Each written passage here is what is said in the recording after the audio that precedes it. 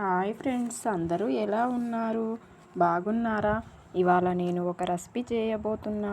అది ఏమిటంటే మక్క గారెలు. ఇవి అంటే మా ఆయనకి, మా పిల్లలకి చాలా ఇష్టమండి. ఇప్పుడు గారెలు చేయడం కోసం నేను మక్కలు తీసుకున్నానండి.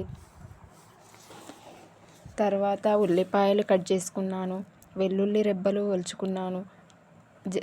దీనికోసం జీలకర్ర తీసుకున్నానండి.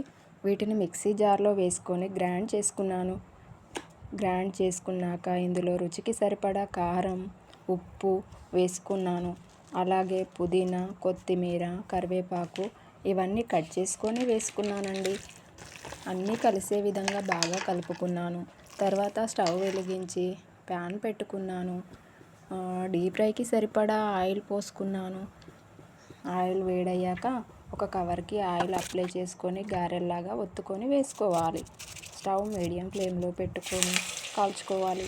ఎందుకంటే హై ఫ్లేమ్లో పెట్టుకుంటే గారెలు లోపల ఉడకవు కాబట్టి నేనైతే మీడియం ఫ్లేమ్లో పెట్టుకొని గారెలు కాల్చుకున్నాను. ఈ గారెలు బ్రౌన్ కలర్ వచ్చే వరకు కాల్చుకోవాలి. అటు ఇటు తిప్పుకుంటూ బ్రౌన్ కలర్ వచ్చే వరకు వేయించుకొని తీసుకోవాలి. అంతే అండి, వేడి వేడి మక్క గారెలు రెడీ అండి. మీకు ఎంతమందికి గారెలు అంటే ఇష్టం అండి? కామెంట్ చేయండి.